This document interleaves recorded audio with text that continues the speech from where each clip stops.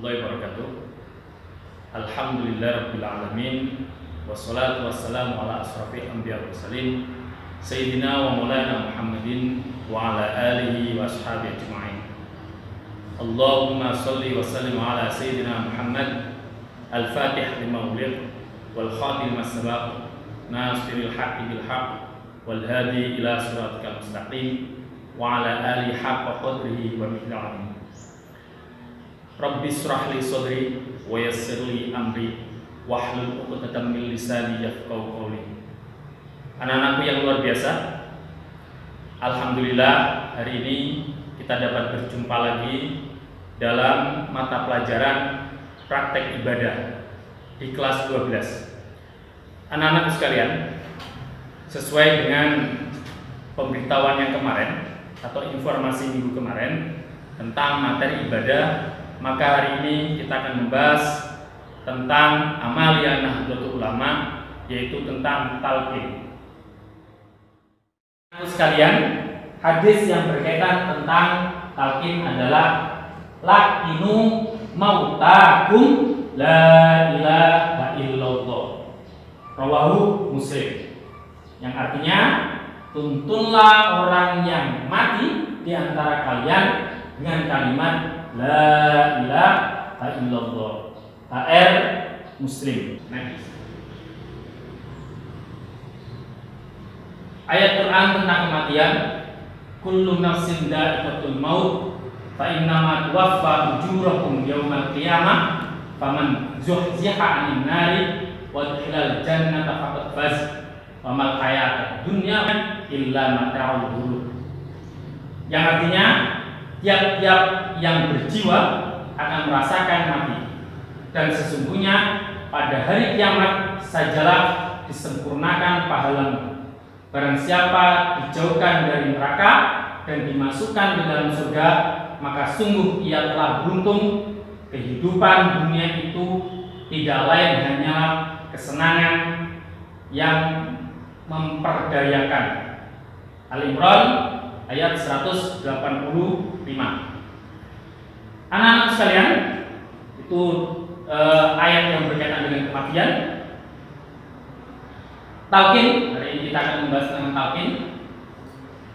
Tujuan pembelajaran tentang materi talqin ini setelah mengamati, menanya, mengeksplorasi, mengasosiasi, dan mengkomunikasikan, siswa dapat menjelaskan beberapa hal yang berkaitan dengan ruang lingkup talqin, meliputi pengertian, dasar hukum, manfaat, serta tata caranya.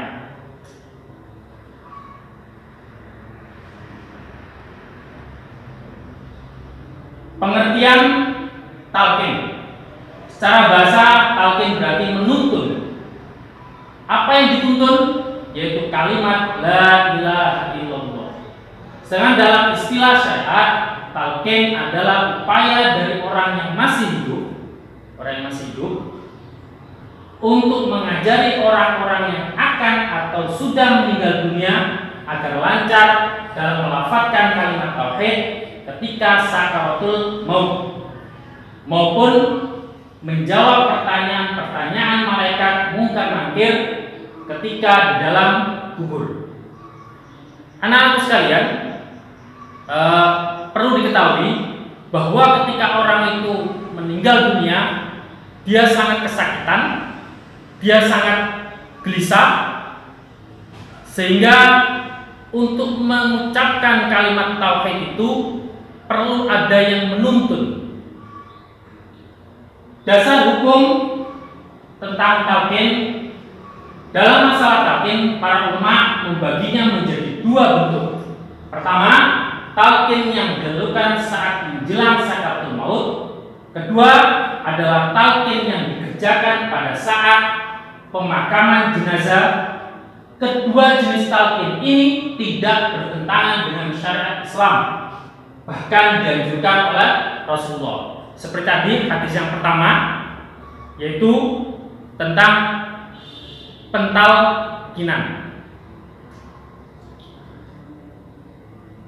Bagi orang yang hendak meninggal dunia, dalilnya mengenai bentuk talqin pada orang yang akan meninggal dunia, Imam Nawawi menuturkan dalam kitabnya Fatawi Al-Imam An-Nawawi, talqin atau membimbing untuk membaca kalimat tauhid orang yang akan meninggal dunia sebelum nafasnya sampai di tenggorokan itu disunnahkan berdasar hadis yang terdapat dalam Sahih Muslim atau yang lainnya, yang artinya nanti ini bisa kalimat Arabnya atau kalimat Arabnya bisa dilihat pada materi yang sudah Bapak kirimkan di Elening Madrasah Ma'arif.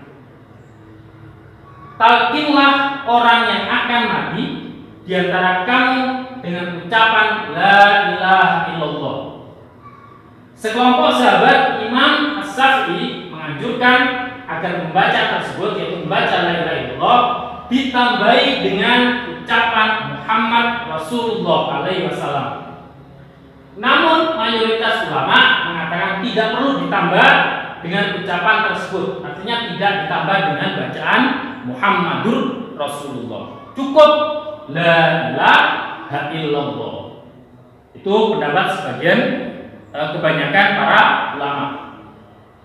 Bagi orang yang telah meninggal dunia, sedangkan talqin yang dilaksanakan ketika mayat baru dikuburkan juga disunahkan, sebagaimana yang disampaikan Imam An-Nawawi dalam Al-Adhkar, yang artinya membaca talqin untuk mayat setelah dimakamkan adalah perbuatan sunnah.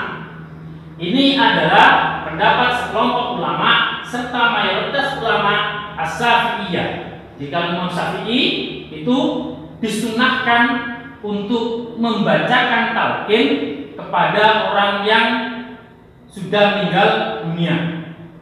Ulama yang mengatakan kesunahan ini diantaranya adalah Qadhi Husain dalam kitabnya Taklidnya, sahabat beliau yang bernama Abu Sa'd Mutawali dalam kitabnya At-Tamimah, Syekh Imam Abu Al-Fatih Nasri bin Ibrahim Al-Maqdisi, Al-Imam Abu Qasim Al-Rafi'i dan lainnya.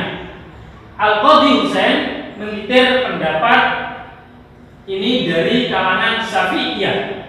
Al-Adhkar An-Nawawi halaman cetak pada tahun 200 halaman 206 halaman 206.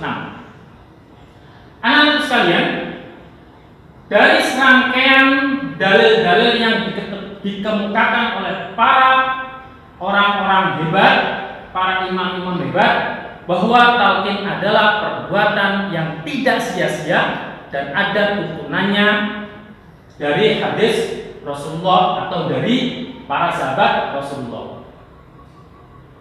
Sedangkan hukum talqin menurut Ibnu Taimiyah, ketika Ibnu Taimiyah ditanya tentang hukum talqin, beliau menjawab dalam kitabnya Al-Fatawa Al-Kubra jilid 3 halaman 24 sampai 25. Artinya, sekali lagi, redaksi kalimat atau redaksi Arabnya bisa sampai lihat di materi yang telah Bapak berikan di Elening Madrasah.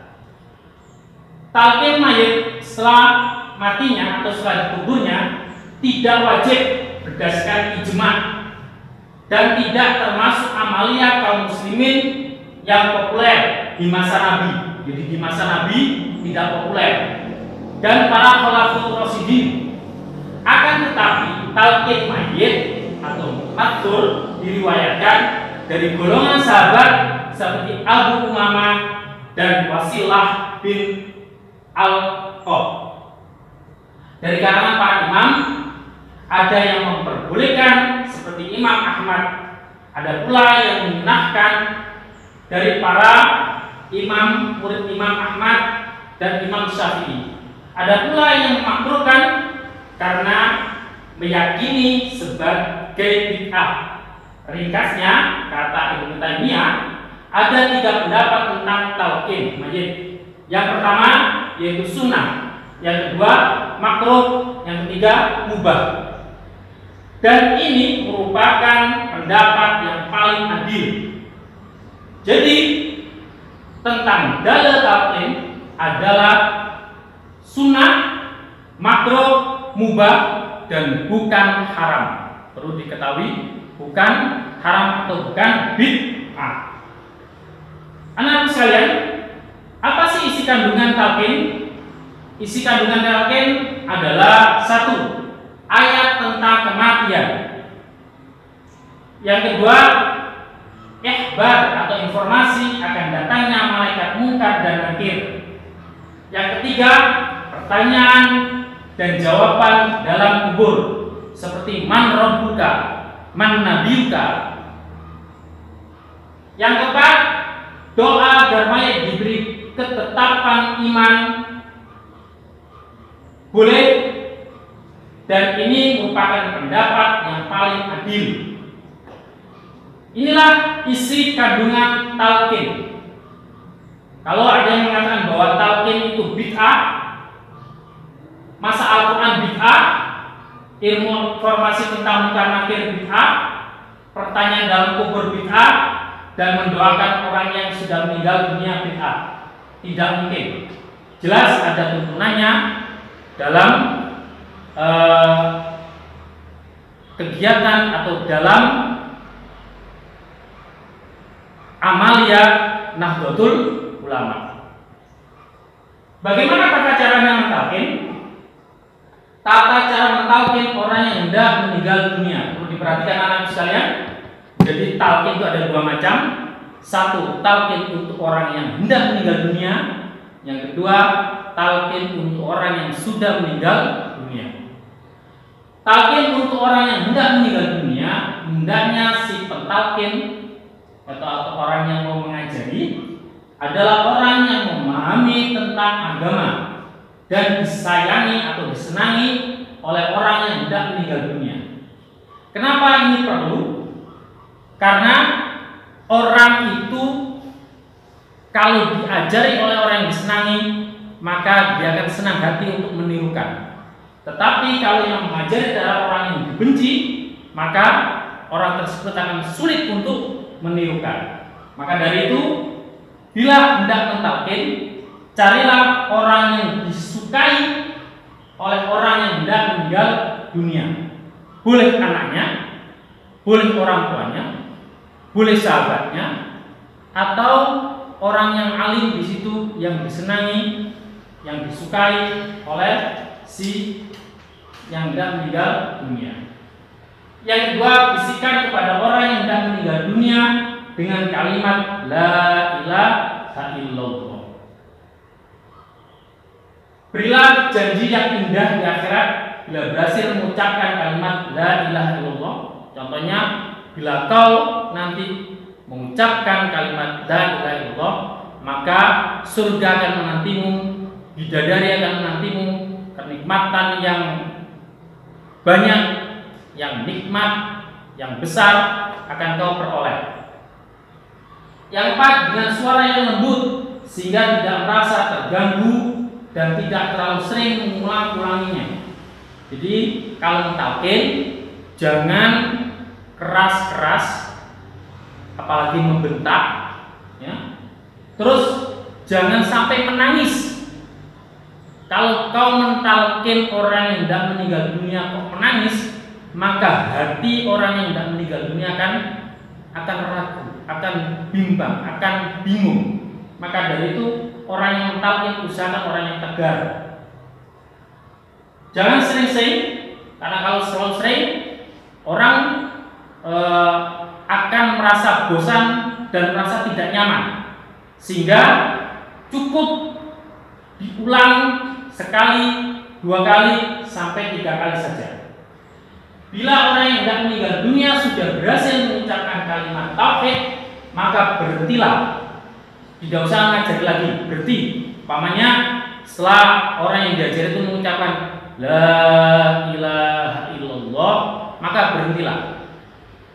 Jangan diajak bicara, ya, sehingga kalimat yang terakhir itu yang dia ucapkan adalah kalimat la ilaha illallah.